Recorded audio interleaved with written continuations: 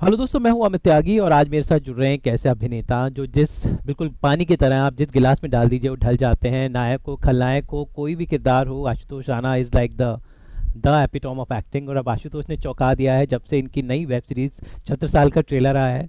एक बार फिर से मुझे याद है जब पहली बार मैंने इनको दुश्मन और संघर्ष में देखा था, वही गोकुल पंडित वाली इंटेंसिटी, लेकिन इस बार एक ऐसे किरदार से जो आई थिंक हमारे इतिहास का सबसे डेडेड विलन है। एम आई राइट आशुतोष जी?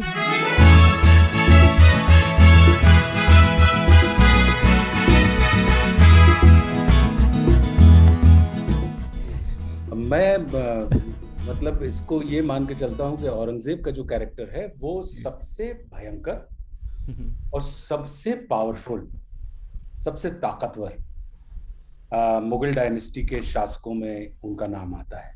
तो ये एक एक्टर के रूप में अपने आप में एक बहुत बड़ा किसी भी एक्टर के लिए चुनौतीपूर्ण होता है और बड़े आनंद का विषय होता है कि ऐसे किरदार को करने का आपको अवसर मिले जिनके बारे में जिनकी छवि ऐसी हो कि ये बहुत भयंकर और सर्वाधिक शक्तिशाली थे।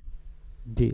तो इतिहास में वैसे तो बुर्रों के बारे में बहुत कुछ हमने अकबर सबके बारे में सुना है, लेकिन थोड़ा औरंगजेब के बारे में इतिहास में कम है, मतलब ज़्यादा लिखा नहीं गया है। और खासकर 76 साल का जो ये चैप्टर है, थोड़ा सा आई थिंक व्यूअर्स को एक नई इतिहास की हमारी कहानी देखने को मिलेगी, क्योंकि आप खुद मध्य प्रदेश से हैं, बुंदेलखंड की कहानी है। तो क्या लगता है इस बार नया ऐतिहासिक कौन सा पन्ना इस सीरीज में खुलने वाला है? देखिए, बुंदेलखंड, छत्रसाल बुंदेला जी का जो कृतित्व है या उनके बारे में जो बात है, चूंकि लिखा नहीं गया ऐसा नहीं है, हाँ, मतलब मेन पढ़ा कम स्ट्रीम। गया है। जी, पढ़ा कम गया है जी। पढ़ा कम वही गया है, तो जी। पढ़ा जब कम जाता है तो इसका ये अर्थ कतई नहीं होता कि वो चीजें लिखी नहीं गई हैं। जी। तो छत्रसाल बुंदेला का पूरा कृतित्व है, जो पूरे बुंदेलखंड में जो उनकी भौगोलिक सीमा थी, उसको बुंदेली में अगर ये कहा जाए तो इत जमुना उत बेतवा इत रेवा उत टोंस और छत्र साल से लरण की रही न काहू हौस। मतलब चंबल से लेकर यमुना से लेकर बेतवा तक और नर्मदा जी से लेकर टोंस नदी तक का जो पूरा भूखंड था, जी। वो छत्रसाल बुंदेला का, जिसे हम आज बुंदेलखंड कहते हैं, जिसमें से आधा मध्य प्रदेश और आधे उत्तर प्रदेश का हिस्सा आता है। मतलब भैंस बंधी है ओरछा। जी। ओरछा एक जगह का नाम जी। है। जी। जी। जी। इन लोगों ने, कवियों ने उसको कैसे डिफाइन किया है? उन्होंने कहा कि भैंस बंधी है ओरछा और पड़ा होशंगाबाद। मतलब जो भैंस का बच्चा है पड़ा, वो कहाँ है? बोले वो होशंगाबाद में है। जी। और लगवैया है सागरे, मतलब भैंस को लगाने वाले कौन है? वो सागर में रहते हैं। और चपिया रेवा पार, मतलब जिस जो चपिया यानी जो बर्तन है, जी। वो जिसमें दूध लगाया जाता है, वो कहाँ है? बोले वो नर्मदा जी के उस पार है। मतलब इतना बड़ा जो क्षेत्र है वो छत्रसाल बुंदेला के का राज्य हुआ करता था, जैसे बुंदेलखंड कहा जाता था। और छत्रसाल बुंदेला जी की जो जी। जीवन शुरू हुआ है, वो 5 घुड़सवार सैनिक और 11 पैदल सैनिकों के साथ शुरू हुआ है। और और ये किसके शासनकाल में? उसके शासनकाल में इन्होंने बुंदेलखंड की स्वतंत्रता की अलख जगाई, जिसे मुगल डायनेस्टी का सबसे पावरफुल और सबसे भयंकर शासक माना जाता था, जिनका नाम था औरंगजेब। औरंगजेब। कि जी। एक तरफ दक्षिण में छत्रपति महाराज शिवाजी जी। और दूसरी तरफ बुंदेलखंड में, कि तभी तो लाल कवि, कवि भूषण, जिन्होंने छत्रपति शिवाजी महाराज के लिए भी जी। लिखा है जी। और छत्रसाल बुंदेला साहब के बारे में भी लिखा है कि निक सतम्यान से मयकु प्रलय भानु कैसी भारत अमर तोर देगी नन के जाल को लागती लपट कंठ बैरण्य की नागन सी रुद्र ही रिजाव दे मुंडन के माल को लाल छिति पाल छत्रसाल महाबाहुबली कहालो बखान कर तेरे कर बाल प्रतिभट कटक कटिन्य कटि कटि कटि कालिका सिकीली की गले उदेती काल को। ऐसे साहित्य से भरा हुआ है उनके बारे में। और आप जानते हैं कि पहले जी। कवि जो थे वो सिर्फ शास्त्र निपुण नहीं होते थे, वो शस्त्र निपुण भी होते थे। क्यों? क्योंकि जैसे आज मीडिया को जी। फील्ड पे मौजूद रहती है, जिसके कारण हमको फील्ड की तस्वीर मिल जाती है, तो ऐसे पहले क्या होता था कि पहले जो कवि हुआ करते थे वो शस्त्र शास्त्र के साथ साथ साथ शस्त्र में भी निपुण होते थे। वो अपने अपने राजाओं के साथ युद्ध भूमि में भी सनद रहते थे, वो लड़ते भी थे, वो देखते भी थे और वो लिखते भी थे। तभी कहीं ना कहीं ये इतिहास सैकड़ों सालों बाद हम और आप तक चलकर पहुंचता है।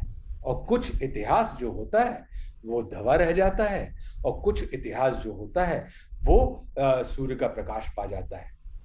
लेकिन चूंकि ओटीटी की एक सुविधा ये है, जी ओटीटी पे अब आप 2-2.5 घंटे जी नहीं, आप तफसील से पूरी बात अपनी कह सकते हैं 10, 15, 20 एपिसोड में। जी तो मुझे लगता है कि छत्रसाल बुंदेला साहब का क्यों, क्योंकि 82 वर्ष का जीवन, 44 साल का शासनकाल, 44 साल राजा रहने के बाद उन्होंने 56 युद्ध लड़े, 56, और वो अनडिफीटेड रहे। और जो आखिरी युद्ध था जी बंगस खान के साथ, जो औरंगजेब का सिपह सलार था, और बंगस खान के साथ जो उनका कॉम्बैट चल रहा था, उस समय वो 82 इयर्स के हो चुके थे। और उनको लगा कि जो छत्रसाल बुंदेला का जो अनडिफीटेड पूरा का पूरा लाइफ स्पैन चला आ रहा है, शायद मुझे अपने जीवन का ये आखिरी युद्ध हो और मुझे पराजय हो। तो उन्होंने बाजीराव पेशवा को एक पत्र लिखा, जी और पेशवा के पास पूना वो पत्र पहुंचता है, और पेशवा उस पत्र को पढ़ते हैं, और वो कहते हैं कि ये पहली बार ऐसा हो रहा है कि किसी क्षत्रिय ने किसी ब्राह्मण राजा के पास ये पत्र भेजा है, और ब्राह्मण बैठ के भोजन करता रहा है, ये तो पॉसिबल ही नहीं है। और जो रास्ता, जो सफर 10 दिन में तय होता था घोड़ों पे, वो सफर 48 घंटे में बाजीराव साहब ने, बाजीराव पेशवा ने उसको पूरा किया। और आखिरी युद्ध में उन्होंने जाके उस युद्ध को जीत लिया, और वो अनडिफीटेड रहे छत्रसाल।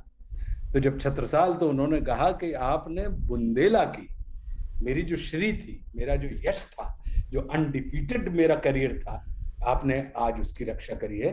तो from today onwards everything belongs to you. ये वाली जो बात है, तो ऐसे चूंकि भारतवर्ष बहुत बड़ा है जी उसकी तुलना में हम जब देखते हैं तो बुंदेलखंड भौगोलिक दृष्टि से आपको लगेगा कि बहुत छोटा सा छोटा है। तो छोटे क्षेत्र की कहानी, अक्सर कहानियां जो होती हैं वो तब स्थान पाती है कि जैसे आप ही लोग जब कोई करते हैं, तो उन्होंने कहा कि या दिल्ली की तो हेडलाइन बन जाती है, लखनऊ की खबर हेडलाइन बन जाती है, लेकिन या बेगूसराय या पटना की खबर हेडलाइन बन जाती है, लेकिन यार करेली में कुछ घटित हुआ, गाडरवारा में कुछ घटित हुआ, नरसिंहपुर में घटित हुआ, तो यार वो हेडलाइन क्यों नहीं बन पाई। तो ये बिल्कुल कहीं ना कहीं इसको इस तरीके से मैं लेता हूं। तो ऐसा नहीं है, ये वो इतिहास है जो इतिहास है लेकिन कम पढ़ा गया है। जी तो आई थिंक इस वेब सीरीज के माध्यम से आई थिंक लोगों को, आज की जनरेशन को ये कहानी पता चलेगी। आपने बहुत सारी गूढ़ बातें बताई, लेकिन शूटिंग के दौरान आपका कुछ ऐसे मज़ेदार वाक़या, आपने कहाँ पे शूटिंग की है, किस तरह का आपका कॉस्ट्यूम, अभिनय के अलावा वो सब चीज़ें भी महत्वपूर्ण होती हैं, तो थोड़ा बताएं कुछ शूटिंग कहाँ पर हुई, कुछ मज़ेदार किस्से उस दौरान।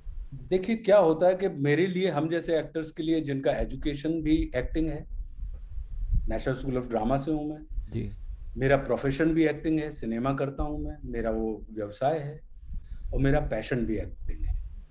तो मेरे लिए तो मेरी जिंदगी का प्रत्येक पल बड़ा मजेदार होता है। क्यों?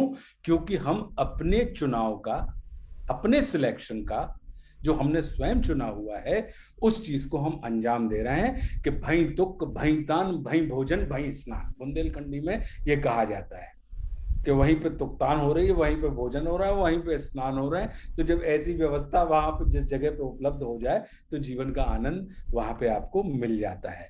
तो हमारे लिए तो इस पूरी की पूरी शूटिंग का एक एक पल बड़ा इंटरेस्टिंग रहा। लेकिन जो हमारी रिसर्च टीम है, जो इस जी सीरीज के निर्देशक जी अनादि चतुर्वेदी, जी और उनकी जो पूरी टीम है, उन्होंने इसको शूट करने से पहले वो पूरा बुंदेलखंड, पूरा जहां जहां पर भी जो ये कहानी, जो घटनाक्रम, जो कथानक हम कह रहे हैं, उसको पूरा छान मारा। फिर अगर आप देखेंगे तो बहुत से कॉस्ट्यूम डिजाइनर होते हैं, लुक डिजाइनर होते जी हैं, जो और तमाम रेफरेंसेस हमारे पास हिस्टोरिकल किताबों में आज की तारीख में उपलब्ध है कि उस समय क्या पहना जाता था, कैसे तमाम चीजें होती थी। तो जो एक्टर के पास जो बात आती है वो ये आती है कि फैक्ट्स तो आपको भी पता है, लेकिन वो फैक्ट्स आपको सिर्फ प्रभावित नहीं करेंगे जब तक उन फैक्ट्स के साथ आपको ट्रुथ भी मिलाना पड़ेगा। तो जी तथ्य और सत्य का जो समावेश होता है, कि जब तक आपको उस किरदार में वो सत्य नजर नहीं आएगा, चाहे वो औरंगजेब का किरदार हो कि अभिनेता के द्वारा अभिनीत किया जा रहा हो, चाहे वो महाराज छत्रसाल का किरदार हो जिस अभिनय जितिन के द्वारा अभिनीत किया जा रहा हो, या रानी सैरेंद्रा का किरदार हो जो या बाबा प्राणनाथ का किरदार हो, जी इनकी छत्रसाल बुंदेला के जीवन में मुख्य भूमिका रही है बाबा प्राणनाथ जी की। वो एक सिद्ध संत थे और उनसे मुलाकात होने के बाद ही ये बाबा छत्रसाल बुंदेला जी का इतना बड़ा साम्राज्य खड़ा हुआ कि जब उनके पास आर्थिक संकट आया तो बाबा प्राणनाथ के पास, अपने गुरु के पास उन्होंने कहा कि मेरे लक्ष्य बड़े हैं और उसकी तुलना में मुझे अपनी सेना खड़ी करने के लिए मुझे अर्थ चाहिए।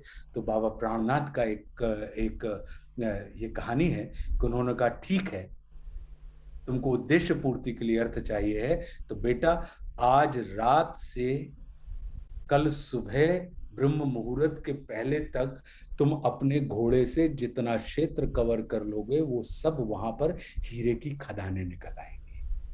तो महाराजा साहब छत्रसाल बुंदेला अपने घोड़े, जिसका नाम भले भाई था, उसके ऊपर बैठे और उन्होंने तो जो पन्ना वगैरह में आप जो देखते हैं जो हीरे की खदानें निकल आई है, जी जी वो उस पूरे क्षेत्र को अपने सारे रात में कवर किया और वहां पे वो हीरे की खदानें निकल आई। तो कहने का अर्थ ये है कि ये तमाम जो जिन जिन जगहों पर शूट किया गया है, और चूंकि ये हिस्टोरिकल है, हमें बहुत सी चीजें रिक्रिएट करनी थी, तो जी काफी कुछ हमने सेट के ऊपर भी शूट ओके किया। क्यों? क्योंकि अब आज वैसे बैरन ग्राउंड मिल पाना कि जहाँ पे जी बिजली के तार ना दिखाई दें, खंबे ना दिखाई दें, या प्लेन पूरा ना नजर आए, तो ऐसे बहुत मुश्किल होते हैं। क्योंकि अब गांव गांव में बिजली पहुंच चुकी है, सड़कों के, पक्की सड़कों के जाल बिछ जी चुके जी हैं। जी सही तो कहा। वो जो तमाम जो आपको 1658 1659 की जब हम एरा की बात कर रहे हैं, तो उस समय की प्रकृति को अगर हमें आज दिखाना है तो हमें फिर सेटों का सहारा लेना पड़ता है, हमें फिर स्पेशल इफेक्ट्स का सहारा लेना पड़ता है। तो बहुत सारी चीजें हम लोगों ने इस तरीके से मैनेज की हैं कि जहां जहां पर हमें उपलब्धता थी उन स्थानों पर हमने जाकर शूट किया, लाइव लोकेशंस पे। और जहां जहां हमें लगा कि नहीं, हमें वो चीज नहीं मिल पा रही है, क्योंकि विकास हुआ है। जी 350 400 साल का सफर बहुत लंबा होता है, पूरी स्थिति, भूगोल पूरा बदल गया है जी जी भूगोल वहाँ। बदल गया। तो अब कॉन्क्रीटाइजेशन हो गया है। बहुत सी जो पता लगा कि फॉरेस्ट जहां पे हुआ करते थे वहां पे जंगल तो है, लेकिन सीमेंट का जंगल है। जी तो वो कई सारी चीजों में परिवर्तन आया है। तो इस वजह से जहां जहां लाइव लोकेशन पे हम शूट कर सकते थे वहां शूट किया, और जहां नहीं कर सकते थे तो उनको सेट उनके रिक्रिएट किए, और वैसी वाली व्यवस्था में हमने शूट किया। जी आप इतना लिख चुके हैं, अभिनय का एक लंबा सफ़र है। रेणुका जी भी निर्देशन में उतर आई हैं, तो अब इतना कुछ जो एक्सपीरियंस है, क्या हम पर्दे पर किसी कहानी के रूप में देखेंगे आप? बिल्कुल, हमारी इच्छा तो है अमित कि हम रेणुका जी के निर्देशन में कोई जल्दी से कोई बहुत अच्छा काम करें, क्योंकि और रेणुका जी एक फिल्म लिख भी रही हैं। जी तो देखिए, उम्मीद करते हैं कि बहुत जल्दी ये स्थितियां बने। बाकी एक इच्छा ये है कि मेरी लिखी हुई जो किताब है रामराज्य, जी जी वो राम के दर्शन पे बेस्ट सेलर है वो। जी और उसको आप अमेजोन पे वो उपलब्ध भी है, फ्लिपकार्ट पे भी उपलब्ध है।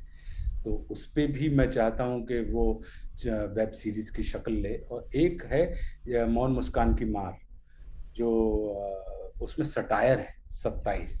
तो मैं ओहो। चाहता हूँ कि वो भी वेब सीरीज की शक्ल ले।